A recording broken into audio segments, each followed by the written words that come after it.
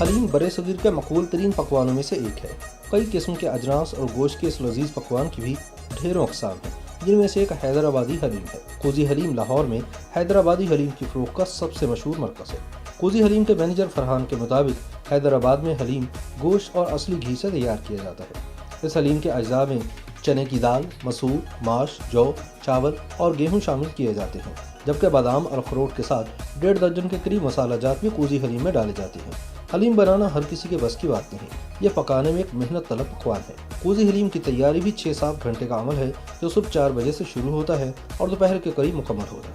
Hyderabadi Cozi haleem की एक खास बात यह है कि खाने से पहले इस पर देसी घी का तड़का लगाया जाता है।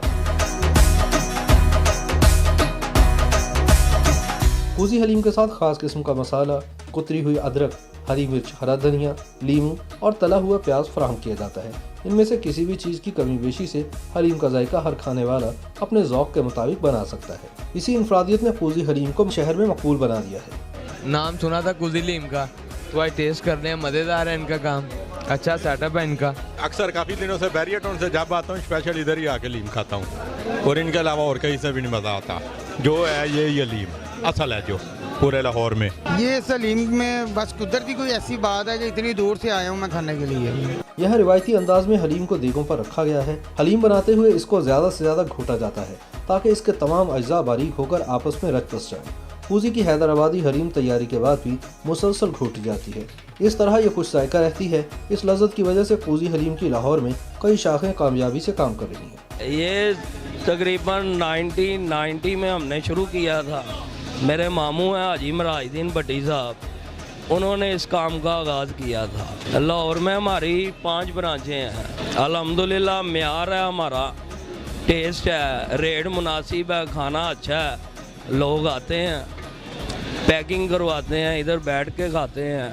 हलीम दरअसल एक नहायत क़ुव्वत बख्श अरबी पकवान हरीस की तरक्की याफ्ता शक्ल है।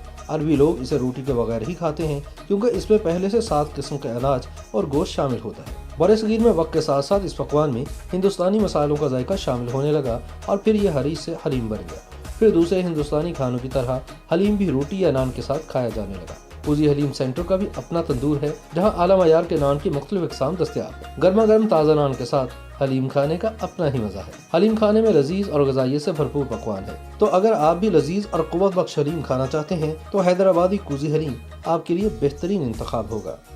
YouTube पर गूगली न्यूज देखने के लिए youtube.com की सर्च बार में गूगली न्यूज टीवी टाइप करें। गूगली न्यूज के पेज पर सुर्ख रंग के सब्सक्रिप्शन वाले बटन पर क्लिक करना ना भूलिए। YouTube पेज पर अपलोड होने वाली वीडियोस से बाखबर रहने के लिए बेल आइकन पर क्लिक कीजिए। आपको हर नई वीडियो के बारे में नोटिफिकेशन मौसूल हो जाएगा।